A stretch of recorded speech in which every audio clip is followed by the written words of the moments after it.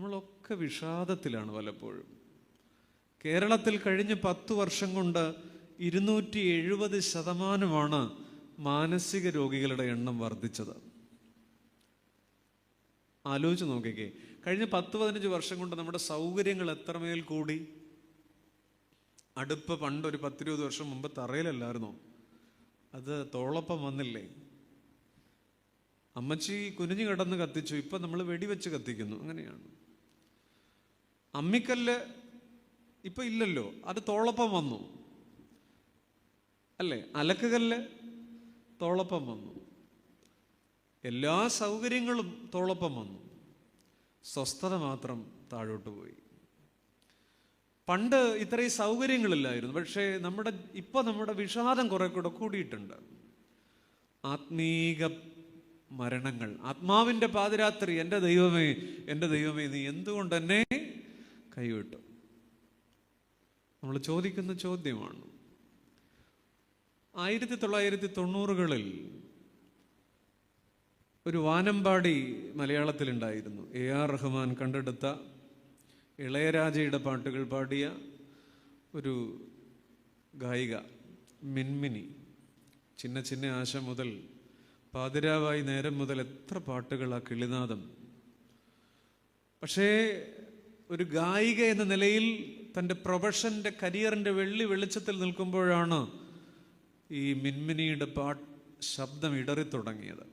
ക്രമേണ അത് നഷ്ടപ്പെട്ട് പൂർണ്ണമായും ശബ്ദമില്ലാതെ ഒരു ഡിപ്രഷനിലേക്ക് പോയി. മാസങ്ങളോളം, വർഷങ്ങളോളം മിൻമിനി പുറത്ത് ആരോടും മിണ്ടാതെ മുറിയടച്ചിരുന്നു. ഒരു ഗായികയുടെ ശബ്ദമാണ് നഷ്ടപ്പെട്ടത്.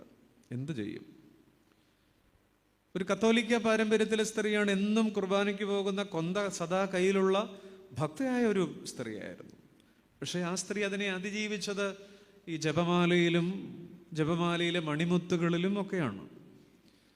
ആ നാളുകളിലൊക്കെ മിൻമിനിയുടെ ഒരു പാട്ട് കേൾക്കുമ്പോൾ വല്ലാതെ സങ്കടം തോന്നും.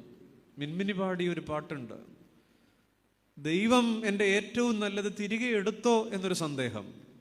നീ എന്നെ മറന്നോ നാഥ, എൻ ഹൃദയം ഉരുകുന്ന നേരം. ജോൺ പൈനുകുലച്ചന്റെ വരികള് മിൻമിനി ആത്മാവിൽ നിന്ന് പാടുന്നുണ്ട്. നീ എന്നെ മറന്നോ നാഥ, എൻ ഹൃദയം ഉരുകുന്ന നേരം.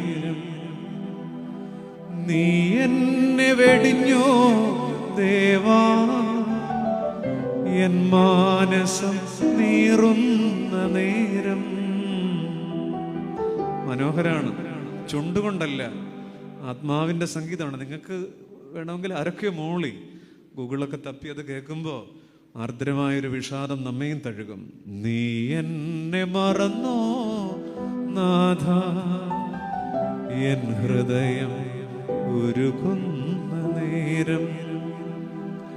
നീ എന്നെ വെടിഞ്ഞോ ദേവാ, എൻ മാനസം നീറുന്ന നേരം.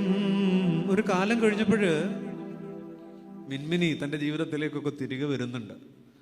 ആ ഗായികയുടെ പഴയ പ്രതാപം തിരികെ വന്നില്ലെങ്കിലും പിന്നെയും പാടി ഒത്തിരി പാട്ടുകൾ. ഇത് ആത്മാവിൻ്റെ അർദ്ധരാത്രിയാണ്. നമുക്ക് പ്രിയപ്പെട്ടതിനെ ദൈവം തിരികെ എടുക്കുമ്പോൾ, അപ്പാ എന്നെ മറന്നോ? ഗുജറാത്ത് ഭൂകമ്പം നിങ്ങളുടെ ഓർമ്മയിലുണ്ടാവാം. ഗുജറാത്ത് ഭൂകമ്പം നടന്ന നാളുകളിൽ ഒരു സ്ത്രീക്ക് വലത് കൈ നഷ്ടപ്പെട്ടു. ഒരു പെൺകുട്ടി, അവളുടെ പേര് പൃഥ ദേശായി എന്നാണ്. അവളൊരു അനുഗ്രഹിക്കപ്പെട്ട ചിത്രകാരിയായിരുന്നു. അവളുടെ ചിത്രങ്ങൾ ലോകം ശ്രദ്ധിച്ചു തുടങ്ങി. അനുഗ്രഹിക്കപ്പെട്ട ചിത്രകാരി. പക്ഷെ അവൾക്ക് നഷ്ടപ്പെട്ടത് അവൾക്ക് ഏറ്റവും പ്രിയപ്പെട്ട വലം കൈയാണ്. മിൻമിനിക്ക് ശബ്ദം പോയതുപോലെ പൃഥയ്ക്ക് ഭൂകമ്പത്തിൽ വലം കൈ പോയി. അവളിങ്ങനെ വലം കൈ നഷ്ടപ്പെട്ട ഒരു ചിത്രകാരി പിന്നെ എന്നാ ചെയ്യാനാണ്? ആത്മഹത്യ ചെയ്യണമോ എന്ന് പലരും ആലോചിച്ചേക്കാം. വേറൊന്നും വഴിയില്ല.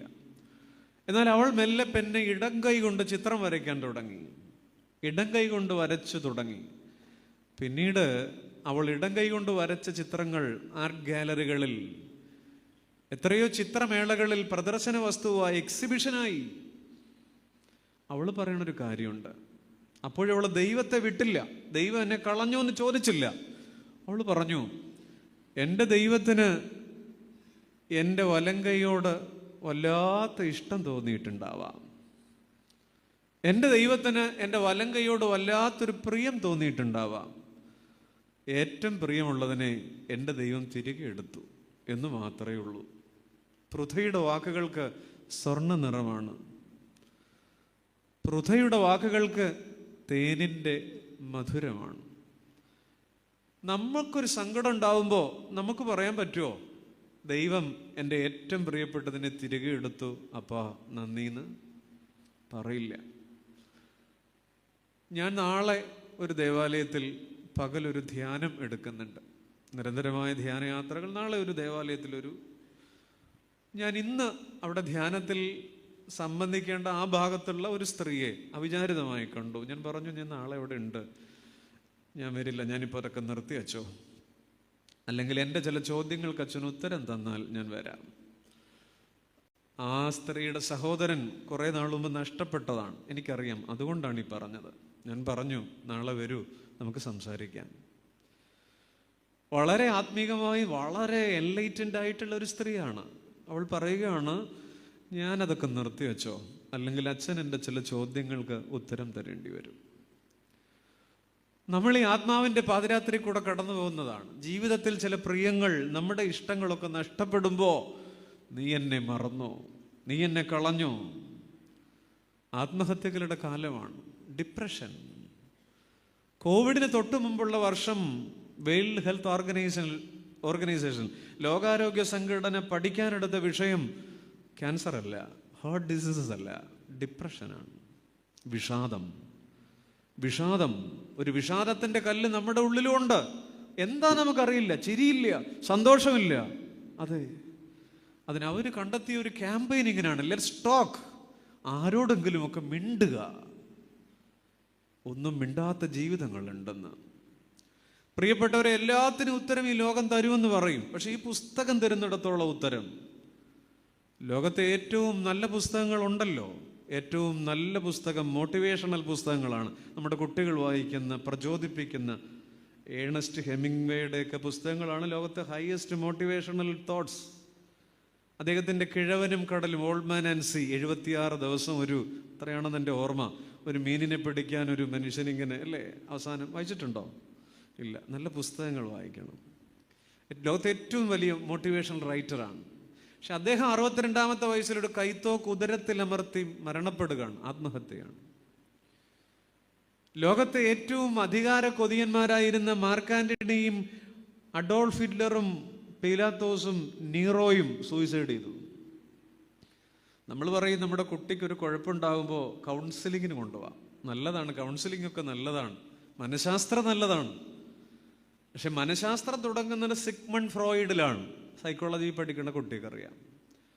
ആ മനുഷ്യൻ ക്യാൻസർ വന്നപ്പോൾ സഹിക്കാൻ പറ്റാഞ്ഞിട്ട് 21 മില്ലിഗ്രാം മോർഫിൻ സ്വയം കുത്തിവെച്ച് ആത്മഹത്യ തുല്യമായൊരു മരണം. ആത്മഹത്യ ഒന്നിനും പരിഹാരമല്ല എന്ന് പറഞ്ഞ് ഒരു സിനിമ ബോളിവുഡിൽ ഇറങ്ങിയിരുന്നൊരു 3-4 വർഷമായി. ചിച്ചോരെ. അതിലെ നായകൻ സുശാന്ത് സിംഗ് രജ്പുത്. ആ സിനിമയുടെ സ്ക്രിപ്റ്റ് ഇതാണ്, suicide is not a solution. പക്ഷെ ആ സിനിമയുടെ നായകൻ പടം ഇറങ്ങിക്കഴിഞ്ഞ് കുറെ കഴിഞ്ഞപ്പോൾ ആത്മഹത്യ ചെയ്തു. ലോകത്തെ ഏറ്റവും സുന്ദരിമാരെന്ന് വാഴ്ത്തിയ ക്ലിയോപാട്ര ആത്മഹത്യ ചെയ്തു. മെറിൽ മൺറോ ആത്മഹത്യ ചെയ്തു. ഞാനീ പറഞ്ഞുകൊണ്ടിരിക്കുന്നത് എന്തിനെക്കുറിച്ചാണ്? കല, സാഹിത്യം, സംസ്കാരം, സിനിമ, മനഃശാസ്ത്രം. അരിസ്റ്റോട്ടിലും പ്ലേറ്റോയും ഒക്കെ വലിയ തത്വചിന്തകന്മാരാണ്. പക്ഷെ അരിസ്റ്റോട്ടിൽ 62-ാമത്തെ വയസ്സിൽ ആത്മഹത്യ ചെയ്തു. ഈ ലോകത്തൊത്തിരി പ്രത്യയശാസ്ത്രങ്ങളും തത്വശാസ്ത്രങ്ങളും മനഃശാസ്ത്രങ്ങളും മനുഷ്യന് സൊല്യൂഷൻസ് ഉണ്ട്. അവൻ്റെ എല്ലാ പ്രോബ്ലംസിനും സൊല്യൂഷൻസ് ഉണ്ട്. പക്ഷെ ഈ പുസ്തകം തരുന്ന സൊല്യൂഷൻ, ആത്മഹത്യ ചെയ്യാൻ പോയ ഏലിയാവ് തിരികെ വന്നു. ഉറങ്ങല്ലേ, 7 മണിയല്ലേ ആയിട്ടുള്ളൂ, 12 ആയിട്ടില്ലല്ലോ. ആത്മഹത്യ ചെയ്യാൻ പോയ യൂദ തിരികെ വന്നു. ഏലിയാവ് ആത്മഹത്യ ചെയ്യാൻ പോയി. എവിടെ? ചൂരച്ചെടിയുടെ തണലിൽ. അദ്ദേഹം ചിന്തിച്ചത് റിസൈൻ ചെയ്യാമെന്നാണ്, രാജിവെക്കാം ജീവിതത്തിൽ നിന്ന്. ദൈവം ഒരു വരയിട്ടു ഏലിയാവിൻ്റെ ജീവിതത്തിൽ. എവിടെയാണെന്നറിയാം? ആ വാക്കിനകത്ത്. മോളെ, റിസൈൻ എന്നുള്ളതിൻ്റെ സ്പെല്ലിങ് പറ. രാജി, RESIGN. അതിൻ്റെ അർത്ഥം എന്താ? അവസാനിപ്പിക്കാം, നിർത്താം. ഒരുപാട് ജീവിതങ്ങൾ ഇങ്ങനെ വിഷാദം വരുമ്പോൾ നിർത്തിക്കളയാം. എന്തിന് ഞാൻ ഈ വീട്ടിൽ ജീവിക്കുന്നു? എന്തിനിങ്ങനെ, അല്ലേ? പക്ഷെ ദൈവം ഏലിയാവ് ചൂരച്ചെടിയുടെ തണലിൽ റിസൈൻ ചെയ്യാൻ ഒരുങ്ങിയപ്പോൾ ദൈവം ഒരു വരയിട്ട് എവിടതാണെന്നറിയാം? ആദ്യത്തെ 2 അക്ഷരം കഴിഞ്ഞ് ഒരു വരയിട്ടു. ആരെങ്കിലും വായിക്കുമോ ആ വാക്ക്? ഇങ്ങോട്ട് നോക്ക്. ആദ്യത്തെ 2 അക്ഷരം RESIGN, ആദ്യത്തെ 2 അക്ഷരം കഴിഞ്ഞൊരു വരയിട്ടു. എങ്ങനെ വായിക്കണം? ഉറക്കപ്പറ. Resign. What mean by resign? Re എന്ന് പറഞ്ഞാൽ എല്ലാം ഇംഗ്ലീഷ് മീഡിയം ആണല്ലോ. വീണ്ടും. റീസൈൻ എന്ന് പറഞ്ഞാൽ വീണ്ടും തുടങ്ങാം. ആ വരയുടെ പേര് കൃപയുടെ വര എന്നാണ്. ഇത് നമ്മുടെ ജീവിതത്തിലും വേണ്ടേ? എല്ലാം അവസാനിപ്പിക്കാം. എന്തിനിങ്ങനെ? എന്തിനാണ് ഈ പുകഞ്ഞ ജീവിതം കരിന്തിരി എറിയുന്നത് പോലെ? പക്ഷെ അവിടെ ഓർക്കണം, ചതഞ്ഞ ഞാങ്ങണ ഒടിക്കുകയില്ല, മങ്ങിയ തിരിയവൻ കെടുത്തുകയില്ല. ചതഞ്ഞ ഞാങ്ങണ, വചനമേതാ? അവൻ പുകയുന്ന തിരി കെടുത്തിയിട്ടില്ല, ചതഞ്ഞ ഞാങ്ങണ ഒടിച്ചിട്ടില്ല. എൻ്റെ കൂടെ പാടിക്കേ. ചതഞ്ഞ ഞാങ്ങണ ഒടിക്കുകയില്ല, മങ്ങിയ തിരിയവൻ കെടുത്തുകയില്ല. ചതഞ്ഞ ഞാങ്ങണ ഒടിക്കുകയില്ല, മങ്ങിയ തിരിയവൻ കെടുത്തുക. നിങ്ങൾ ഉറക്കെ പാടിക്കേ കൃപയോടെ. ചതഞ്ഞ ഞാങ്ങണ ഒടിക്കുകയില്ല, മങ്ങിയ തിരിയവൻ കെടുത്തുകയില്ല. ചതഞ്ഞ ഒടിക്കുകയില്ല, മങ്ങിയ തിരിയവൻ കെടുത്തുകയില്ല. ഒരു കൃപയുടെ വര. റിസൈൻ ചെയ്യാമെന്ന് വിചാരിച്ചെടുത്ത് റിസൈൻ became റീസൈൻ. വീണ്ടും ആരംഭിക്കാം. ഇത് ഈ പുസ്തകം മാത്രം തരുന്ന പ്രത്യാശയാണ്. കാലം തോൽപ്പിച്ചവരെ ദൈവം ജയിപ്പിക്കുന്ന കഥ പറയുന്ന പുസ്തകത്തിൻ്റെ പേരാണ് ബൈബിൾ. അങ്ങനെ ഒരു പുസ്തകം ലോകത്തില്ല. കാലം തോൽപ്പിച്ചവരെ ദൈവം ജയിപ്പിക്കുന്നു എന്ന് കഥ പറയുന്ന പുസ്തകത്തിൻ്റെ പേരാണ് മിണ്ടൂന്നേ ബൈബിൾ. ഈ ഇരിപ്പ് കണ്ടിട്ട് ഒരു ബൈബിൾ. മനുഷ്യൻ്റെ ആശ അവസാനിക്കുന്നിടത്ത് ദൈവത്തിൻ്റെ ആശയം ആരംഭിക്കുന്നു എന്ന് ഉറക്കെ വിളിച്ചു പറയുന്ന പുസ്തകത്തിൻ്റെ പേരാണ്, പറയൂ, യെസ്, എൻ്റെ ദൈവമേ എത്രത്തോളം നീ എന്നെ. ദാവീദിനൊരു പ്രത്യേകതയുണ്ട്. സങ്കടം വരുമ്പോൾ ആ മനുഷ്യൻ എത്രത്തോളം നിങ്ങൾ പറയൂ, എത്രത്തോളം എന്ന വാക്കിൻ്റെ കൂടെ ചേർക്കാവുന്ന ചിഹ്നം ഏതാണ്? തമിഴ്നാട്ടുകാരൊന്നുമല്ലല്ലോ, മലയാളമല്ലേ, പറയൂ. എത്രത്തോളം എന്ന വാക്കിൻ്റെ കൂടെ ചേർക്കാവുന്ന ചിഹ്നം ഏതാണ്? Question mark. ക്വസ്റ്റ്യൻ മാർക്ക് എങ്ങനെ ഇരിക്കും? അങ്ങനെ ഇരിക്കും അല്ലേ? ചോദ്യചിഹ്നത്തിൻ്റെ പ്രത്യേകത എന്താ? അത് പത്തി വിരിച്ച് നിൽക്കുന്ന പാമ്പിൻ്റെ രൂപമാണ് അല്ലേ? പാമ്പ് പത്തി വിരിച്ചാൽ എന്ത് ചെയ്യും? അതാഞ്ഞു കൊത്തും. നമ്മുടെ ജീവിതത്തിൽ ഒത്തിരി ചോദ്യചിഹ്നങ്ങൾ നമ്മളെ ആഞ്ഞു കൊത്തുന്നുണ്ട്. എത്രത്തോളം. എന്നാൽ ദാവീദ് രാജാവുണ്ടല്ലോ, സന്തോഷം വരുമ്പോൾ, ഒത്തിരി സ്തോത്രം വരുമ്പോൾ ആ മനുഷ്യൻ അതിൻ്റെ ഒറ്റ അക്ഷരം മാറ്റി പറയും. ആദ്യത്തെ അക്ഷരം മാറ്റിയിട്ട് വേറൊരു വാക്ക് പറയും. എങ്ങനെയാണെന്നറിയാം? ഇത്രത്തോളം. എന്താണ്? ഉറക്കെ പറ. സ്തോത്രം പതഞ്ഞൊഴുകുമ്പോൾ ഇത്രത്തോളം. അതിൻ്റെ കൂടെ ചേർക്കാവുന്ന ചിഹ്നം എന്ന് പറഞ്ഞേ, ഇത്രത്തോളം. ചിഹ്നം ഞങ്ങൾക്ക് ഒറ്റ ചിഹ്നേ ഉള്ളച്ചോ, അത് ഇലക്ഷന് മാത്രമാണോ, അത് ഞങ്ങൾ കുത്തിക്കോളാം, അല്ലേ? ഇത്രത്തോളം എന്ന പദത്തിൻ്റെ കൂടെ ചേർക്കാവുന്ന ചിഹ്നം ഫുൾ സ്റ്റോപ്പ് അല്ല. ജീവിതത്തിൻ്റെ നടത്തിപ്പുകളിൽ അതിശയപ്പെട്ടുകൊണ്ട് ഇത്രയും ആക്കിയല്ലോ, ഇത്രയും നടത്തിയല്ലോ, ഇത്രയും ആയല്ലോ, അതിൻ്റെ കൂടെ ഒറ്റ ചിഹ്നമേ ചേരുകയുള്ളൂ, എക്സ്ക്ലമേഷൻ മാർക്ക്, ആശ്ചര്യചിഹ്നം. ഇന്ന് രാത്രി ഈ കസേരയിൽ ഇതിൽ ഏത് ചിഹ്നമാണ് നമ്മുടെ കൂടെയുള്ളത്? ആദ്യത്തെ ചിഹ്നമാണ് ദൈവമേ എത്രത്തോളം. ഞാൻ പറയും രണ്ടാമതൊരു ചിഹ്നം വേണം. ഏത്? ഇത്രത്തോളം. ആദ്യത്തെ ചിഹ്നവും വാക്കും നമുക്കിവിടെ ഇടാം, അല്ലേ? എന്നിട്ട് രണ്ടാമത്തെ ചിഹ്നവും വാക്കും ആലോചിച്ച് നോക്കുക. ദൈവം ഇത്രയും നടത്തിയില്ലേ? നമുക്ക് ഈ ബൈബിളിൽ ഏറ്റവും ധ്യാനിക്കാനൊരു കാറ്റഗറി ഉണ്ട്. കൗണ്ടർ ക്വസ്റ്റ്യൻസ് ഓഫ് ഗോഡ് എന്നാണ് പറയുക. ദൈവത്തിൻ്റെ മറുചോദ്യങ്ങൾ. തമ്പുരാൻ്റെ ചില ചോദ്യങ്ങളുണ്ട്. ഉദാഹരണം, മോശയെ ദൈവം തിരഞ്ഞെടുത്തപ്പോൾ പുറപ്പാട് 4 മോശ പറഞ്ഞു, കർത്താവേ വേറെ ആരെങ്കിലും നോക്കണം കേട്ടോ, എന്നെ കൊണ്ടങ്ങോട്ട് കൂട്ടിയാൽ കൂടത്തില്ല. ഞാൻ എന്നാ പറഞ്ഞാലും വിക്കാണ്. സംസാരിക്കുമ്പോൾ മാത്രമേ ഉള്ളൂ കേട്ടോ, അല്ലാത്തപ്പോൾ ഇല്ല. സംസാരിക്കുമ്പോൾ എപ്പോഴും എനിക്ക് എന്താണ്, ഞാൻ എന്ത് പറഞ്ഞാലും ബബ ആണ് വരിക. ദൈവമേ വേറെ ആരെങ്കിലും നന്നായിട്ട് സംസാരിക്കണ ഒരാളെ പിടിക്കും, ഞങ്ങളുടെ ഇടവകയിലുണ്ടല്ലോ. മോശ പറയുകയാണ്.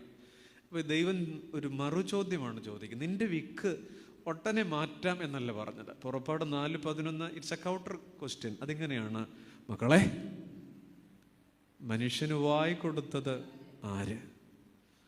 ഊമനെയും ചെകിടനെയും ഉണ്ടാക്കിയത്? It's A counter question. നിങ്ങൾക്ക് എന്ത് മനസ്സിലായി? ഇത് കേട്ടപ്പോഴേ മോശ നോർമലായി.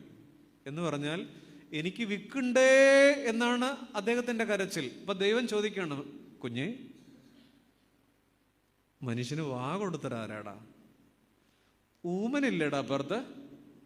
ഒന്നും മിണ്ടാൻ വയ്യാത്തവൻ, ചെകിടനില്ലേ അപ്പുറത്ത്?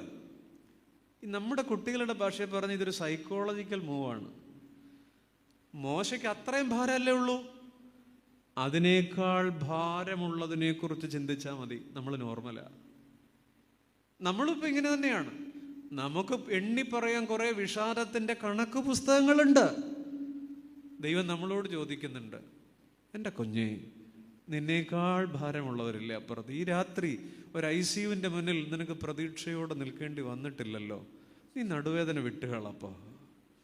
ഈ രാത്രി നിന്റെ ഭവനത്തിൻ്റെ ഉള്ളിൽ ആരെക്കുറിച്ചും നിനക്ക് അലറിക്കരയേണ്ട ഒരു രാത്രി അല്ലല്ലോ. ഈ രാത്രി നിന്റെ അത്താഴത്തിൽ കണ്ണുനീരിൻ്റെ തുള്ളി വീഴുന്നില്ലല്ലോ മക്കളെ. നീ പിന്നെ കൊച്ചു കൊച്ചു കാര്യങ്ങളുമായി എന്തിനാണ് ഭാരപ്പെട്ടിരിക്കുന്നത്? നമുക്കുള്ളൊരു വലിയ ഹെൽത്ത് ടോണിക്കാണ്, മെൻ്റൽ ഹെൽത്ത് ടോണിക്കാണ്. ഏത്? Counter questions. വിക്കുണ്ടെന്ന് പറഞ്ഞവനോട് സംസാരിക്കാത്തവൻ്റെ കഥ ചോദിച്ചപ്പോൾ മോശ നോർമലായി. അപ്പാ ഞാൻ പൊക്കോളാട്ടോ, വേറെ ആരും വേണ്ട, ഞാൻ പൊക്കോളാം. ഇത് നമുക്കുള്ള ഉണർത്തുപാട്ടാണ്. ഇത് നമുക്കുള്ള എനർജൈസറാണ്. ഇപ്പം ഇവിടെ ഇരിക്കുന്ന എനിക്ക് തോന്നുന്നു മിക്ക മനുഷ്യർ സങ്കടമുണ്ട്. ആ ഇരിപ്പ് കാണുമ്പോൾ 30 ഡിഗ്രി തല ചെരിഞ്ഞിരിക്കുന്നു, 45 ഡിഗ്രി തല ചെരിഞ്ഞിരിക്കുന്നു, ചിലരുടെ തല ചരിഞ്ഞുകൊണ്ടേയിരിക്കുന്നു, അല്ലേ? സങ്കടമുണ്ട്. കരയാനാണെങ്കിൽ ഈ രാത്രി അകത്തും പുറത്തും കാരണങ്ങളുണ്ട്. കരയുന്നില്ലെന്നുള്ളതേ ഉള്ളൂ. കൗണ്ടർ ക്വസ്റ്റ്യൻസ് ഉണ്ട് ദൈവത്തിൻ്റെ. പക്ഷെ നമുക്കറിയാലോ, നമ്മൾ അനന്യരായ മനുഷ്യർ. ഈ ലോകത്തൊരു 800 കോടി മനുഷ്യർ ജീവിക്കുന്നുണ്ട്. ഈ ലോകത്തൊരു 800 കോടി മനുഷ്യർ ജീവിക്കുന്നുണ്ട്. നിങ്ങൾ ആലോചിച്ച് നോക്കിക്കേ, നമുക്കുള്ള പ്രത്യേകത എന്താ? നമ്മൾ ഒരു പെർഫ്യൂം മേടിക്കാൻ ഒരു ഷോപ്പിൽ കയറുക, ലുലുലോ എവിടെ കയറുക, പരമാവധി എത്ര മണം ഉള്ളതുണ്ടാവും? ഒരു 50-60. പക്ഷെ നമ്മുടെ ഗന്ധം പോലും ആഫ്രിക്കയിൽ പോലും ആർക്കും ഇല്ല. എന്ത് ബലമായത്! ഈ വിരൽമുദ്ര ഇല്ലേ? വിരൽമുദ്ര ലോകത്താർക്കെങ്കിലും ഉണ്ടോ? നമുക്ക് തിരിച്ചറിയാൻ ഒരു കാർഡൊക്കെ ഇല്ലേ? ആധാർ കാർഡ്. അതിലെ ഫോട്ടോ കൊണ്ടാ പട്ടി പോലും വെള്ളം കുടിക്കില്ല, അത് വേറെ കാര്യം. വലിയ സൗന്ദര്യമൊക്കെ ഉണ്ടെന്ന് തോന്നുമ്പോൾ ആധാർ കാർഡ് എടുത്ത് നോക്കിയാൽ മതി, സകല അഹങ്കാരവും തീരും. നമ്മളിപ്പോൾ വേറെയൊക്കെ നോക്കിയാൽ ഞാൻ സുന്ദരിയാണെന്ന് പറയുന്നത്, ഇതെടുത്ത് നോക്കിയാൽ മതി, സകല തലക്കനവും തീരും. അതുകൊണ്ട് നമ്മൾ നോക്കിയാൽ ആധാറിലെ ഫോട്ടോ, അല്ലേ? തിരിച്ചറിയാനുള്ളതാണ്. പക്ഷെ ഈ വിരൽ മുദ്ര ഈ പ്രപഞ്ചത്തിൽ വേറെ ആർക്കും ഇല്ല. അന്റാർട്ടിക്ക പോലും ആർക്കും ഇല്ല. നമ്മൾ പുറത്തെ എയർപോർട്ടുകളിലൊക്കെ പോകുമ്പോൾ നമ്മുടെ കണ്ണ് മാത്രം ഒന്ന് സ്കാൻ ചെയ്യുകയാണ്, അത് മതി. നിങ്ങളുടെ കണ്ണ് പോലും വേറെ ആർക്കും ഇല്ല. ഈ 800 കോടി മനുഷ്യർ നമ്മൾ മാത്രം ഒരു പ്രത്യേക പരിഗണന അർഹിക്കുന്നുണ്ടെന്നാണ് അതിൻ്റെ അർത്ഥം.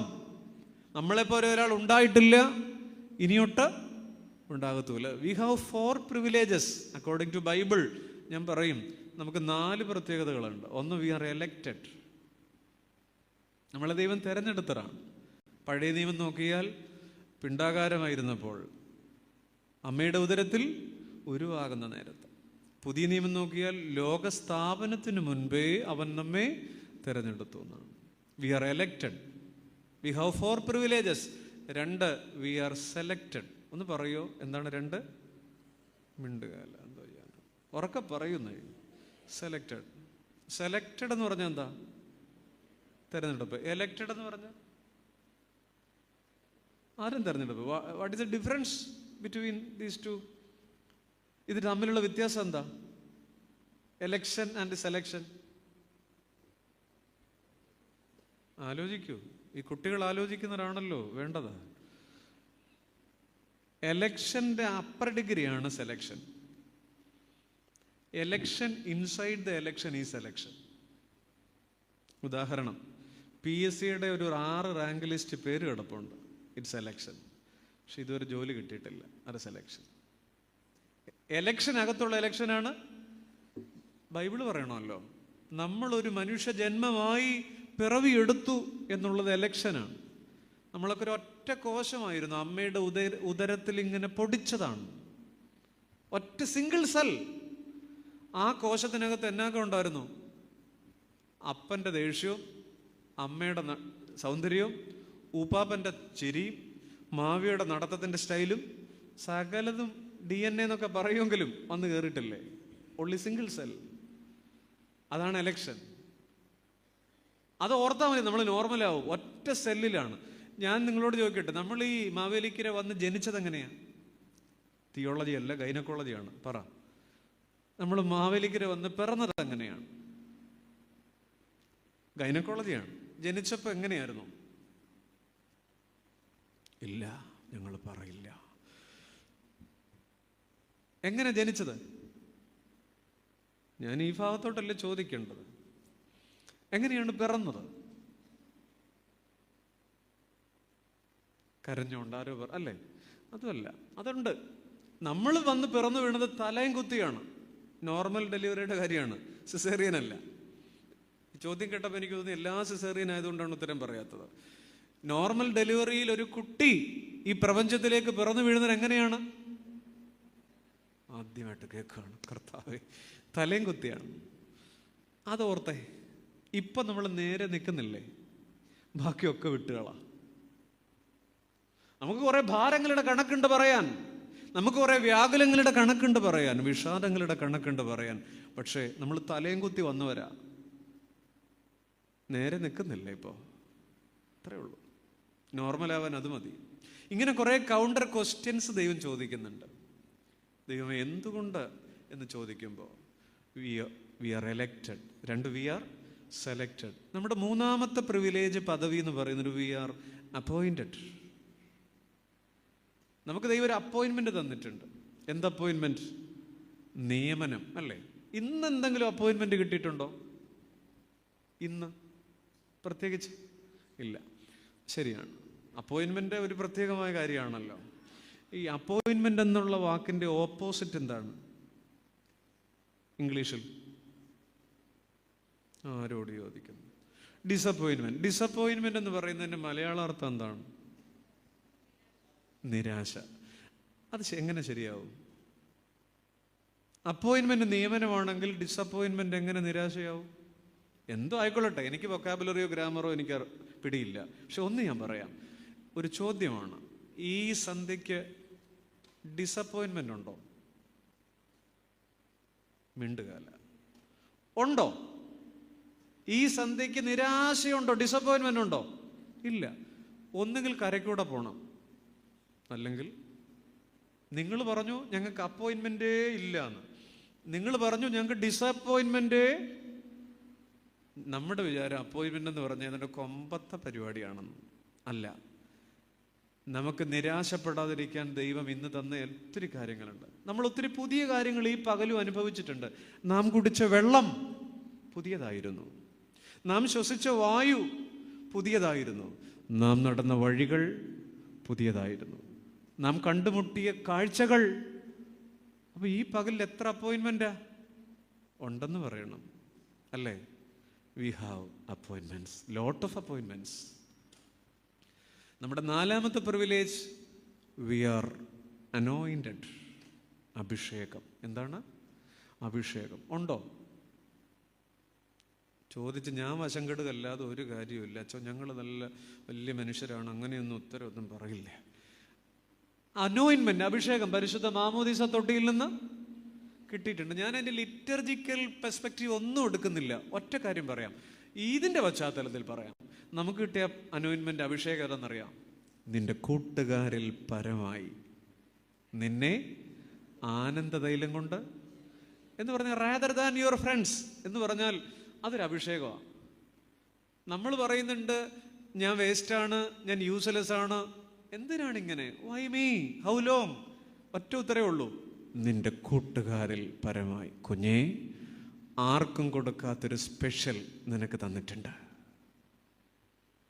അതുകൊണ്ടാണ് ഞാൻ പറഞ്ഞത്, നമുക്ക് കിട്ടിയ അഭിഷേകം ആർക്കും കൊടുക്കാത്ത എന്തൊക്കെയോ നമുക്കുണ്ട്. നമുക്ക് ചിലപ്പോൾ സങ്കടമുണ്ട്, എനിക്ക് സൗന്ദര്യമില്ലേ, എനിക്ക് തടിയില്ലേ, എനിക്ക് നീളമില്ലേ, ഒത്തിരി കുഴപ്പങ്ങൾ നമുക്കുണ്ട്, കോംപ്ലക്സസ് നമുക്കുണ്ട്. പക്ഷേ എന്തൊക്കെയോ സ്പെഷ്യൽസ് നമുക്കില്ലേ? ആർക്കറിയാം? ഉണ്ട്.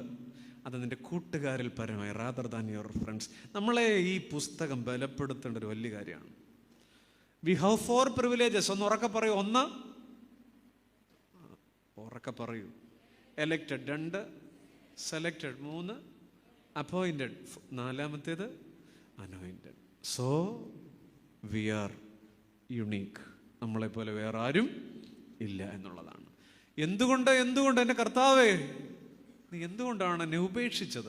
ഒന്നാമത്തെ ചോദ്യം അതാണ്. വിഷാദങ്ങളിൽ വീണുപോയ ജീവിതം, നിത്യവിഷാദത്താൽ ഹാഗാർ കരയുക, കുഞ്ഞിൻ്റെ മരണം എനിക്ക് കാണണ്ട. അപ്പോൾ ഹാഗാറിനോട് ദൈവദൂതൻ പറയുന്നത് കരയണ്ട. നമ്മൾ കണ്ണ് തുടയ്ക്കുന്നു, നീരുറവ കാണുന്നു. ചില കണ്ണുനീരിൻ്റെ പാടകൾ മാറിപ്പോയാൽ, നിത്യവിഷാദത്തിൻ്റെ കണ്ണുനീർപ്പാടകൾ മാറിപ്പോയാൽ ദൈവം ഒരുക്കി എന്തൊക്കെയോ നമുക്ക് കാണാം. പക്ഷെ നമുക്കൊരു പ്രത്യേകതയുണ്ട്, സങ്കടങ്ങൾ മാത്രം ഓർത്തു വയ്ക്കാൻ നമുക്കൊരു പ്രത്യേക കഴിവ് ദൈവം തന്നിട്ടുണ്ട്. ദൈവമല്ല, നമുക്കുണ്ട്. ഒരിക്കൽ ചാർലി ചാപ്ലിൻ ഒരു സദസ്സിൽ ഒരു പ്രഭാഷണം നടത്തുകയാണ്. പഴയ കൊമേഡിയനാണല്ലോ ചാപ്ലിൻ. ഈ പ്രഭാഷണത്തിൽ അദ്ദേഹം ഒരു തമാശ പറഞ്ഞു. ആളുകളെല്ലാം പൊട്ടിച്ചിരിച്ചു. ഒരു 2 മിനിറ്റ് കഴിഞ്ഞപ്പോൾ അതേ തമാശ പിന്നെയും പറഞ്ഞു. ഒരു 10 പേര് ചിരിച്ചു. ഒരു 2 മിനിറ്റ് കൂടെ കഴിഞ്ഞപ്പോൾ സെയിം ഹ്യൂമർ, അതേ തമാശ പിന്നെയും പറഞ്ഞു. ഒരാളും ചിരിച്ചില്ല. ദുരന്തം എന്നൊക്കെയല്ലേ എന്നെ പറയാ. അപ്പോൾ ഈ ചാപ്ലിൻ ചോദിക്കുന്നുണ്ട്, നിങ്ങൾ എന്താണ് എൻ്റെ തമാശ കേട്ടിട്ട് ചിരിക്കാത്തത്? അപ്പൊ സദസ്സ് ചോദിച്ചൊരു ചോദ്യമുണ്ട്, ചാപ്ലിൻ, നിങ്ങൾ വലിയ കൊമേഡിയനൊക്കെ ആയിരിക്കാം, പക്ഷേ ഒരേ തമാശ പിന്നെയും പിന്നെയും പറഞ്ഞാൽ എങ്ങനെ ചിരിക്കാനാണ്? ചാപ്ലിൻ ചോദിച്ചൊരു മറുപടിയുണ്ട് ഒരു നിശബ്ദതയ്ക്ക് ശേഷം. അതാണ് ഈ രാത്രി ഇവിടെയുള്ള നമ്മുടെ ചോദ്യം. അതിങ്ങനെയാണ്, പ്രിയപ്പെട്ടവരെ, ഒരേ തമാശയുടെ സന്തോഷം പിന്നെയും പിന്നെയും ഓർത്തോർത്ത് ചിരിക്കാൻ പറ്റുന്നില്ലെങ്കിൽ ആ പഴയ സങ്കടത്തിൻ്റെ ദുഃഖം പിന്നെയും പിന്നെയും ഓർത്ത് കരയുന്നത് എന്തിനാണ്? ഇത് കേട്ടില്ലേ? നമുക്കുള്ളൊരു പ്രത്യേക കഴിവാണ്. എന്ത്? പഴയ സങ്കടങ്ങൾ ഓർത്ത് കരയും. ഞാനീ പലപ്പോഴും പറയാറുള്ളൊരു കഥയാണ്. 2 കൂട്ടുകാർ, 2 ചങ്ങാതിമാരൊരു വഴിക്ക് പോയി. 2 കൂട്ടുകാർ വഴിക്ക് വെച്ച് വരുമ്പോൾ വഴക്കൂടി, ഒരുത്തനെ തല്ലുകൊണ്ടവൻ അവിടെ ഇരുന്നിട്ട് അവിടെ ഇരുന്നപ്പോൾ വിരൽ കൊണ്ട് മണ്ണിൽ എഴുതി, ഇവിടെ വെച്ചെൻ്റെ ചങ്ങാതി എന്നെ തല്ലി. മണ്ണിൽ ഇങ്ങനെ വിരൽ കൊണ്ട് എഴുതിയെന്ന്. കഥ കേൾക്കണേ. അവർ പിന്നെയും യാത്ര പോയി, പിന്നെയും തുടർന്നു. ഒരു പുഴ കടക്കണം. പുഴയുടെ നടുക്ക് ആ തല്ലുകൊണ്ട ആളുണ്ടല്ലോ മുമ്പേ, അയാളൊരു കല്ലിൽ തട്ടി വീഴുകയാണ്. അപ്പോൾ ഈ മുമ്പേ തല്ലിയ ആൾ വൈരം മറന്ന് അയാളെ താങ്ങിപ്പിടിച്ചു. അവിടെ ഒരു പാറക്കെട്ടിൽ അവർ ഇരിക്കുന്നുണ്ട്, അവരുടെ വൈരം ഉരുകിത്തീരുന്നുണ്ട് അവിടെ. അപ്പോൾ ഈ മുമ്പേ തല്ലുകൊണ്ട് ആൾ വിരലുകൊണ്ട് മണ്ണിൽ എഴുതിയില്ലേ, എൻ്റെ ചങ്ങാതി എന്നെ തല്ലീന്ന്. ഇവിടെ ഈ കല്ലിൽ എഴുതി, ഇവിടെ വെച്ച് എൻ്റെ ചങ്ങാതി എന്നെ താങ്ങി. കഥ ഇത്രയേ ഉള്ളൂ. ഈ കഥ നമുക്ക് തരുന്ന സന്ദേശം എന്താ? ഒറ്റ സന്ദേശമേ ഉള്ളൂ. സങ്കടങ്ങൾ മണ്ണിലെഴുതാ, മൗന ദുഃഖങ്ങളെ മണ്ണിലെഴുതാ, അനുഗ്രഹങ്ങൾ കല്ലിലെഴുതാ,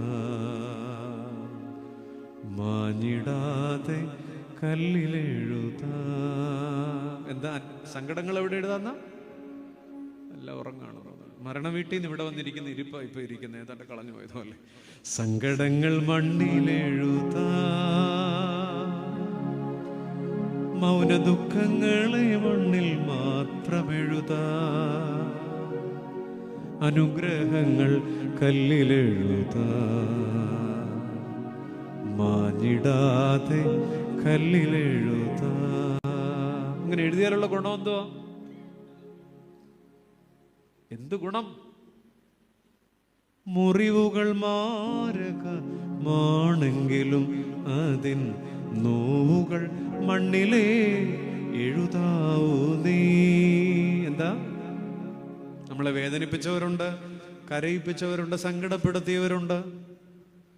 മുറിവുകൾ മാരകമാണെങ്കിലും അതിൻ നോവുകൾ മണ്ണിലേ എഴുതാവൂ നീ. മണ്ണിൽ എഴുതിയാൽ ദൈവത്തിൻ്റെ സ്നേഹത്തിൻ്റെ കാറ്റു വീശിയാൽ, ദൈവത്തിൻ്റെ ആത്മാവിൻ്റെ ശ്വാസമൂതിയാൽ മണ്ണെഴുത്തു മാഞ്ഞു പോകും. ഓ, പിന്നെ നീ അതോർക്കുകയില്ല. എന്താ മനസ്സിലാവുന്നുണ്ടോ? എന്താ നമ്മൾ വിരലുകൊണ്ട് മണ്ണിൽ എഴുതിയത്? ദൈവത്തിൻ്റെ സ്നേഹത്തിൻ്റെ കാറ്റു വീശിയാൽ, ദൈവത്തിൻ്റെ ആത്മാവിൻ്റെ ശ്വാസമൂതിയാൽ മണ്ണെഴുത്തു മാഞ്ഞു പോകും. ഓ, പിന്നെ നീ അതോർക്കുകയില്ല. അനുഗ്രഹമാണെങ്കിലോ? അനുഗ്രഹമേറ്റവും ചെറുതാകിലും അതിൻ ഓർമ്മകൾ കല്ലിലേ എഴുതാവൂ നീ. അങ്ങനെ എഴുതിയാലോ? സങ്കടങ്ങൾ വൻതിരയായി വന്നു ചേരിലും, സർവശക്തിയും തകർന്ന് വീണുപോകിലും കല്ലെഴുത്തു ശക്തി നൽകിടും. ഓ, ആത്മസാക്ഷ്യം ആയി മാറിടും. മനസ്സിലായെന്നാണ്. എനിക്ക് സമയമില്ലാത്തത് കൊണ്ടാണ് ഞാൻ പെട്ടെന്ന് അതിൽ നിന്ന് വിടുകയാണ്. സങ്കടങ്ങൾ മണ്ണിലെഴുതാം. പക്ഷെ നമ്മളിപ്പോ സങ്കടങ്ങളൊക്കെ കല്ലിലെഴുതുക. മറക്കില്ല ഞാൻ, കേട്ടോ, മറക്കത്തില്ല ഞാൻ. അവളോടത് മറക്കുകയല്ല. അനുഗ്രഹങ്ങളൊക്കെ നമ്മൾ മണ്ണിലെഴുതുകയാണ്.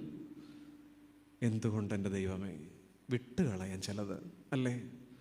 A living harmony. 2 അതിൻ്റെ 3-4 വാക്യങ്ങളൊന്ന് വായിക്കാനല്ലേ?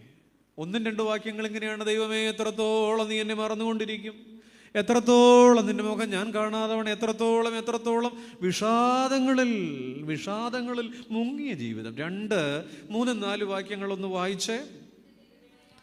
എൻ്റെ ദൈവമായ യഹോവേ, കടാക്ഷിക്കണമേ, എനിക്ക് ഉത്തരമരുളണമേ.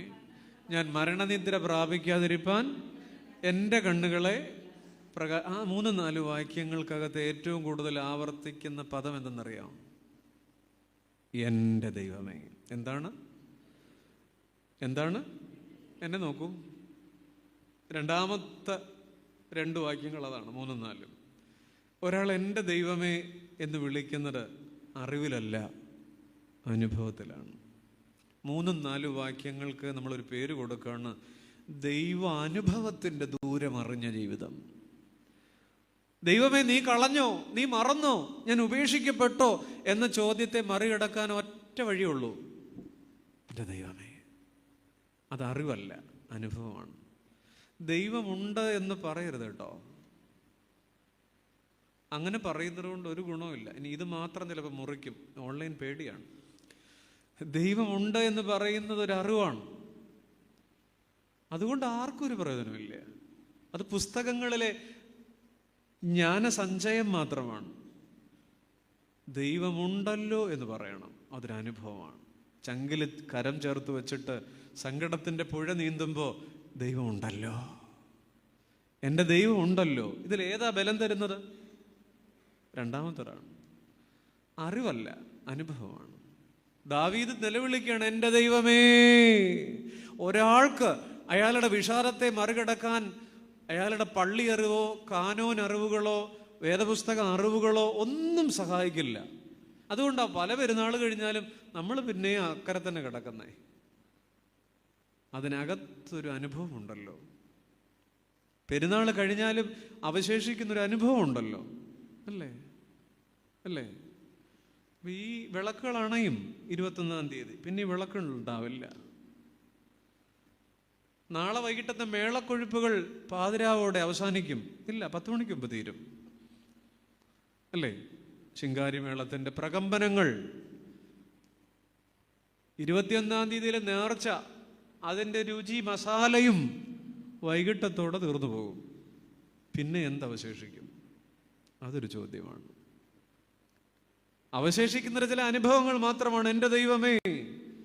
ഒരാൾക്ക് മറികടക്കാൻ, അയാളുടെ വിഷാദത്തെ മറികടക്കാൻ പള്ളി മാത്രം പോരാ എന്നാണ് എൻ്റെ ചിന്ത. പെരുന്നാൾ മാത്രം പോരാ എന്നാണ് എൻ്റെ ചിന്ത. ഞാൻ ഈ കൂട്ടത്തിൽ ഇരുന്നത് കൊണ്ടോ നിന്നത് കൊണ്ടോ കാര്യമുണ്ടെന്നും തോന്നുന്നില്ല. അതിനകത്ത് ഞാനും എൻ്റെ ദൈവവും തമ്മിലുള്ള വ്യക്തിപരമായൊരു ഇടപാടുണ്ടല്ലോ. എൻ്റെ ദൈവമേ. രൂത്ത് 3 ആണുങ്ങൾ മരിച്ച വീടല്ലേ? അപ്പനും 2 ആണുങ്ങളും. 3 സ്ത്രീകൾ മാത്രമാണ് അവിടെ അവശേഷിക്കുന്നത്. അമ്മാവിയമ്മ പറയുന്നുണ്ട്, മോളെ ഇവിടെ നിന്ന് നീ അമ്മച്ചിക്ക് എണ്ണയും കുഴമ്പും തേച്ചോണ്ട് കിടക്കാതെ മോള് പോക്കോ, മോളെ വീട്ടിൽ പോക്കോ. നല്ല പയറ് പോലുള്ള ആമ്പിള്ളേരെ കിട്ടും, മോക്കൊരു കല്യാണമൊക്കെ നടക്കും. ഇപ്പം രൂത്ത് പറയുന്നൊരു മറുപടി ഉണ്ട്, നിന്റെ ദൈവം എൻ്റെ ദൈവം. നീ മരിക്കുന്നിടത്ത്. അതെ, 3 മരണം നടന്നൊരു വീട്ടിലാണ് ഒരു കൊച്ചു പെൺകുട്ടി ഉറക്കെ പറയുന്നത്, എൻ്റെ ദൈവം. വല്ലാത്തൊരു വിളിയാണത്. നമ്മുടെ അപ്പച്ചൻ പറഞ്ഞെന്താണ്? നമ്മുടെ വല്യപ്പൻ ഒത്തിരി പറഞ്ഞിട്ടുണ്ടെങ്കിൽ ആ ഒരൊറ്റ വരിയുണ്ടല്ലോ, എൻ്റെ കർത്താവും എൻ്റെ ദൈവമേ. അത് നിറവ് കണ്ടപ്പോഴല്ല, മുറിവ് കണ്ടപ്പോഴാണ്. നിന്റെ വിരൽ ഇവിടെ കൊണ്ടുവരിക, എൻ്റെ വിലാപ്പുറം കാണുക. 3 ദിവസം പഴക്കമുള്ള ചോരയുടെ മണം, 3 ദിവസം പഴക്കമുള്ള, അല്ലെങ്കിൽ 3 ദിവസമല്ല, ഒരാഴ്ച കഴിഞ്ഞിട്ടുണ്ട്. പിന്നെ ഈ ചോര കണ്ടപ്പോൾ, മുറിവ് കണ്ടപ്പോൾ അയാൾ വാവിട്ട് കരയുകയാണ്, എൻ്റെ കർത്താവും. ആ എൻ്റെ എന്ന വിളിയിലാണ് നമ്മുടെ വിശ്വാസം ഇങ്ങനെ നിൽക്കുന്നത്. നമ്മുടെ വല്യപ്പൻ വിളിച്ചതുപോലെ നമുക്കും വിളിക്കണ്ടേ, എൻ്റെ ദൈവമേ. നിറവുകളിലല്ല, ജീവിതത്തെ വിണ്ട് കീറുന്ന, ജീവിതത്തെ മുറിച്ചു കളയുന്ന, വാളിൻ്റെ വേദനയോട് പകുത്തു കളയുന്ന കഠോര മുറിവുകളിൽ നമ്മുടെ അപ്പച്ചനോട് ചേർന്ന് വിളിക്കാം, my Lord and my God, എൻ്റെ കർത്താവും. ദാവീദ് വിളിക്കുകയാണ്, എൻ്റെ എന്തുകൊണ്ടെന്ന് ചോദിച്ച അതരങ്ങൾ, ദൈവം കളഞ്ഞുവോ എന്ന് ചോദിച്ച പുലമ്പിയ വായ ഇപ്പോൾ പറയാണ്, എൻ്റെ കർത്താവേ. ഒരാളെ ദൈവൈക മനുഷ്യനാക്കുന്നത് പളവളപ്പുകളല്ല, പരുക്കുകളാണ്. അയാളുടെ ജീവിതത്തിലെ ഇൻസിഡൻസും അല്ല, അയാളുടെ ഇഞ്ചുറീസ് ആണ്, മുറിവുകളാണ്. എൻ മനമേ നീ വിഷാദിച്ചുള്ളിൽ ഞരങ്ങിടുന്നതെന്ത്, ദൈവത്തിൽ നിന്റെ പ്രത്യാശ വയ്ക്ക, അവൻ നിന്നെ പുലർത്തും. ഈ സങ്കീർത്തനങ്ങളിൽ മധ്യഭാഗത്ത് ഒത്തിരി തവണ ഈ വരിയുണ്ട്. ഒരു 3-4 ഇടത്തെങ്കിലും ഒരാൾ അയാളോട് തന്നെ പറയണം, കരയരുത്. അതുകൊണ്ടാണ് സങ്കീർത്തനങ്ങളുടെ മധ്യഭാഗങ്ങളിൽ എൻ്റെ മനസ്സേ, ഏറ്റവും വലിയ ഗോസ്പൽ എന്ന് പറയുന്നത് അതാണ്. ഒരാൾ അയാളെ തന്നെ ബ്ലസ് ചെയ്യുകയാണ്. എൻ മനമേ നീ വിഷാദിച്ചുള്ളിൽ ഞരങ്ങിടുന്നതെന്ത്, ദൈവത്തിൽ നിന്റെ പ്രത്യാശ വയ്ക്ക, അവൻ നിന്നെ പുലർത്തും. പ്രിയപ്പെട്ടവരെ, ജീവിതം ഒരു വല്ലാത്ത കുറെ കയ്പ് നമുക്ക് വെച്ച് നീട്ടുമ്പോൾ എന്തുകൊണ്ട് എന്തുകൊണ്ട് എന്തുകൊണ്ട് പണ്ട് ഒരു വശം തളർന്ന ശരീരവുമായി പീരുമേട്ടിലെ ആ കയറുകെട്ടലിൽ കിടന്ന ഒരു 150 വർഷമെങ്കിലും മുമ്പ് CSI സഭയിലെ TJ ആൻഡ്രൂസ് അച്ഛൻ ആരും പാടാത്ത പാട്ടിൻ്റെ പല്ലവി പാടിയിട്ടുണ്ട്. ആരും കേൾക്കാത്ത പാട്ടിൻ്റെ വരികൾ ആ തണുത്തുറഞ്ഞ പീരുമേട്ടിലെ ദൈവജനം അന്ന് എപ്പോഴോ കേട്ടിട്ടുണ്ട്. ഒരു വശം തളർന്നു പോയിരുന്നു ആ പട്ടക്കാരൻ്റെ. ഒരു പഴന്തുണിക്കെട്ട് പോലെ ഒരു പഴയ മെത്തയിൽ കിടക്കുമ്പോൾ ആത്മാവിൽ നിന്ന് എഴുന്നേൽക്കാനാകാത്ത ആൻഡ്രൂസ് അച്ഛൻ പാടുകയാണ്. ആരും കേട്ടിട്ടില്ല പാട്ട്. പിന്നീട് ആ പാട്ട് വല്ലാത്തൊരു നിധി പോലെ. അദ്ദേഹം അവിടെ കിടന്ന് പാടുന്നത്, എത്ര മധുരമവൻ നാമമെനിക്കു പാർത്താൽ, ഓർത്തുവരും തോറുമൻ ആർത്തി മാഞ്ഞു പോകുന്നു, ഓർത്തുവരും തോറുമൻ ആർത്തി മാഞ്ഞു. അങ്ങനെയാണ് പാട്ടുണ്ടാകുന്നത്. രോഗമെന്നെ പീഡിച്ചൻ ദേഹം ക്ഷയിച്ചാലുമേ, വേഗം വരുമെന്നാഥൻ ദേഹം പുതുതാക്കിടാൻ. രോഗം ബാധിച്ച ശരീരവുമായി അന്നത്തെ കാലത്ത് അതിന് മരുന്നൊന്നും ഇല്ലല്ലോ. സ്ട്രോക്ക് വന്ന് തളർന്ന ഒരാളാണ് പാടുന്നത്, വേഗം വരുമെന്നാഥൻ ദേഹം പുതുതാക്കിടാൻ. പിന്നീടാണ് അതിൻ്റെ പല്ലവി ഉണ്ടാകുന്നത്. എങ്ങനെ? യേശു എന്നടിസ്ഥാനം, ആശയവനിലത്രേ, ആശ്വാസത്തിൻ പൂർണ്ണത യേശുവിൽ കണ്ടേ ഞാനും, ആശ്വാസത്തിൻ പൂർണ്ണത യേശുവിൽ കണ്ടേ ഞാനും. എൻ്റെ ദൈവമേ, എന്നെ കടാക്ഷിക്കണമേ. എൻ്റെ ദൈവമേ, എനിക്ക് ഉത്തരമരുളണമേ. എൻ്റെ ദൈവമേ, എന്നെ മറന്നു കളയരുതേ. സങ്കീർത്തനം നാം 2ആയി മുറിച്ചു കഴിഞ്ഞിരിക്കുന്നു. ആദ്യത്തെ 2 വരികൾ വിഷാദങ്ങളിൽ മുങ്ങിയിട്ട് എത്രത്തോളം ആത്മാവിൻ്റെ പാതിരാത്രി. അതിൽ നിന്ന് മറികടക്കാൻ, അതിനെ ഓവർകം ചെയ്യാൻ ഒറ്റ വഴിയുള്ളൂ. എൻ്റെ അപ്പാ. ചങ്കുലഞ്ഞുള്ള വിളികളൊന്നും അല്ലേ.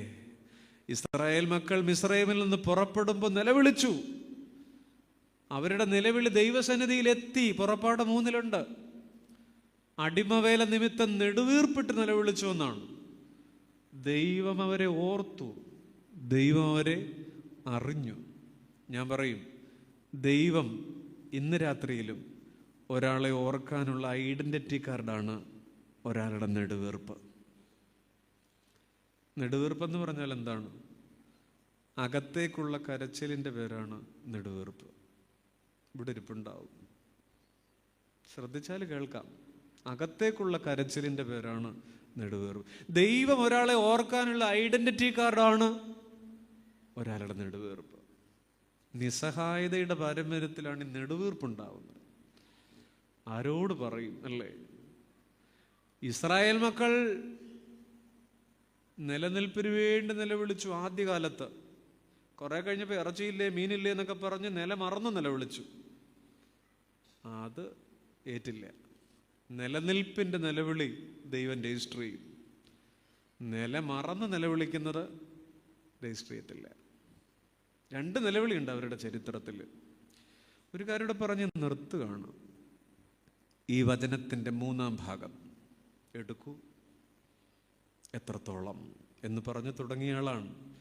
ആ 2 കൈയും മലർത്തിയാണ് ദാവീദ് പറയുന്നത് എത്രത്തോളം. പക്ഷെ കരങ്ങൾ ചങ്കോട് ചേർത്ത് എൻ്റെ ദൈവം എന്നാണ് ഇപ്പം പറയുന്നത്.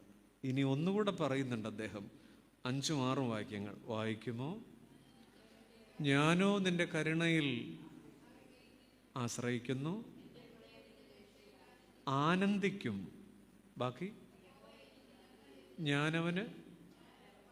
നിങ്ങൾ എന്നെ നോക്കൂ, ഈ 5-6 വാക്യങ്ങളിൽ ആവർത്തിക്കുന്ന കാലം ഏതെന്നറിയാം?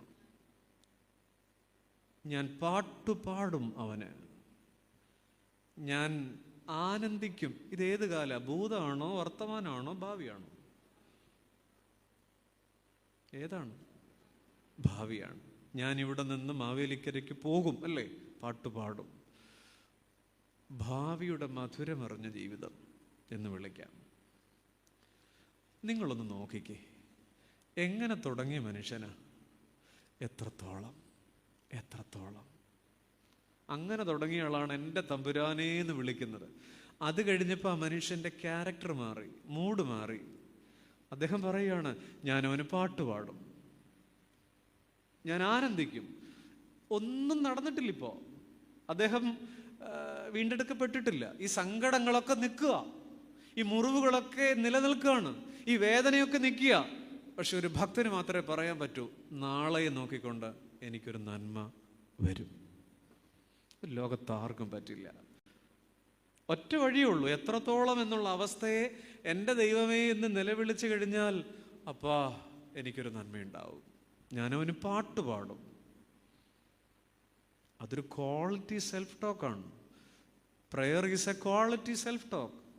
ഹന്ന കുഞ്ഞിന് വേണ്ടി നൊന്ത് നീറിക്കരഞ്ഞില്ലേ അവൾ 1 ശമൂവേലിൽ 1-ൽ?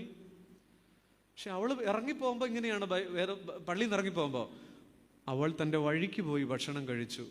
അവളുടെ മുഖം പിന്നെ വാടിയിട്ടില്ല. അവൾ പറയാണ്, അടിയന് തൃക്കണ്ണിൽ കൃപ ലഭിക്കുമാറാകട്ടെ. അതൊരു ഭാവിയാണ്. ഭാവിയുടെ മധുരം രുചിച്ചിട്ട് അവൾ പറയുകയാണ്, കൊള്ളാം നാളെ. മറിയം പറഞ്ഞതെന്താ? ഇടനെഞ്ചിൽ ഒരു മണവാട്ടിയുടെ ഇടനെഞ്ചിൽ വാള് കയറുകയാണ്, കണ്ണീര് പെയ്യുകയാണ്. അവൾ പറഞ്ഞു, സകല തലമുറകളും എന്നെ ഭാഗ്യവതിയെന്ന്. ഓ പറയൂ, എന്നെ പറഞ്ഞാലും ഒന്നും മിണ്ടുക. സകല തലമുറകൾ എന്നെ ഭാഗ്യവതിയെന്ന് ഞാൻ കേട്ടില്ല. വാഴ്ത്തും. ഏത് കാലമാണ്? ഭാവി. അത്രയേ ഉള്ളൂ. ഈ പുസ്തകത്തിലുണ്ടത് ഒത്തിരി ഉണ്ട്. നാളത്തെ മധുരത്തെ ഇന്നേ രുചിക്കുകയാണ്. God has planned a calendar for each one of us at the right time in our life. But he does not share his calendar with us. തമ്പുരാൻ നമുക്കൊരു കലണ്ടർ അവിടെ ഇട്ടിട്ടുണ്ട്, പക്ഷെ കലണ്ടർ നമ്മളെ കാണിക്കില്ല. എന്നിട്ട് തമ്പുരാൻ പറയാണ്, മക്കളെ കലണ്ടർ നിനക്ക് ഞാൻ ഇട്ടിട്ടുണ്ട്, എൻജോയ് ദ സർപ്രൈസ്. അല്ലേ? Enjoy the surprise. അതുകൊണ്ടാണ് നാളെ ഞാൻ പാട്ടുപാടും. ഇപ്പം ഇന്നിവിടെ ഇരിക്കുമ്പോൾ വേദനയുള്ളവരുണ്ട്. ഇന്നിവിടെ ഇരിക്കുമ്പോൾ ഇടനെഞ്ചിൽ വേദനയുടെ മിന്നലാട്ടം. ഇന്നിവിടെ ഇരിക്കുമ്പോൾ ഹൃദയത്തിൽ സങ്കടത്തിൻ്റെ കണ്ണീർ. പക്ഷെ ഇവിടെ ഇരുന്നുകൊണ്ട് നമുക്ക് പറയാം, അപ്പാ എനിക്കൊരു നന്മയുണ്ടാവും, എനിക്കൊരു നന്മയുണ്ടാകും. കവി പാടിയിട്ടുണ്ട്, 2 അർദ്ധഗോളങ്ങളെ പിഞ്ചികാചലനത്താൽ 2 കണ്ണുകളാക്കിയ മഹാശില്പി. 2 അർദ്ധഗോളങ്ങളെ പിഞ്ചികാചലനത്താൽ, മനസ്സിലാവുന്നില്ലേ? 2 കണ്ണുകളാക്കിയ മഹാശില്പി ഒരു കണ്ണുനീർത്തുള്ളിയെ ഒന്നിലും മറുതട്ടിൽ ഒരു സ്വപ്നത്തിൻ പുഷ്പരേണുവും നിക്ഷേപിച്ചു എന്ന് പറഞ്ഞാൽ, കണ്ണുനീർ ഒരു സൈഡിൽ കൂടെ വീഴുമ്പോൾ തന്നെ മറുവശത്ത് സ്വപ്നത്തിന്റെ പുഷ്പരേണുക്കൾ. ഒരു കണ്ണുനീർത്തുള്ളിയെ ഒന്നിലും മറുതട്ടിൽ ഒരു സ്വപ്നത്തിൻ പുഷ്പരേണുവും നിക്ഷേപിച്ചു. ആ സങ്കീർത്തനം നമ്മൾ അടച്ചു വെക്കുകയാണ്. അപ്പം നമ്മുടെ ഹൃദയം തുറന്നു വെക്കുകയാണ്, ദൈവമേ ഇതൊക്കെ നന്മയ്ക്കാവും. ഞാൻ എന്നോടാ പറയുന്നത്. ഞാനും നിങ്ങളും തമ്മിൽ ഒരു ഭേദവുമില്ല. നമ്മളെല്ലാം ഒരുപോലെ ഉരുകുന്ന നേരങ്ങളുണ്ട് എപ്പോഴൊക്കെയോ. ചെയ്തതിനും ചെയ്യാത്തതിനുമൊക്കെ. അപ്പോൾ നമുക്ക് പറയാം, എത്രത്തോളം വേണ്ട കുഞ്ഞേ എൻ്റെ അപ്പ, എന്നിട്ട് പറയാം നാളെ ഒരു ദിവസം എനിക്കുള്ളതാണ്, അല്ലേ? അതുകൊണ്ട് സന്തോഷത്തോടെ ആശ്രയമേശുവിൽ എന്നതിനാൽ ഭാഗ്യവാൻ ഞാൻ, ഭാഗ്യവാൻ ഞാൻ. ആശ്വാസമെന്നിൽ താൻ തന്നതിനാൽ ഭാഗ്യവാൻ ഞാൻ. ഒരു ഞരക്കം മാത്രമാണ് ഇവിടെ ഉള്ളത്. ശബ്ദമുയർത്തിപ്പാടാം. ആശ്രയം യേശുവിൽ എന്നതിനാൽ ഭാഗ്യവാൻ ഞാൻ, ഭാഗ്യവാൻ ഞാൻ. ആശ്വാസമെന്നിൽ താൻ തന്നതിനാൽ ഭാഗ്യവാൻ ഞാൻ. 13-ാം സങ്കീർത്തനം ഒരൗഷധമാണ്. നമ്മുടെ കണ്ണീർ പാടങ്ങൾക്ക് മീതെ ഒരു ചാറ്റൽ മഴ പോലെ വാഗ്ദാനങ്ങളുടെ തങ്കനൂലിഴ കൊണ്ട് നമ്മെ ചേർത്ത് പിടിക്കുന്ന ഒരു ചെറു പുസ്തകം 13-ാം സങ്കീർത്തനം. വായിക്കണം, ബലപ്പെടണം, അത്രമാത്രം.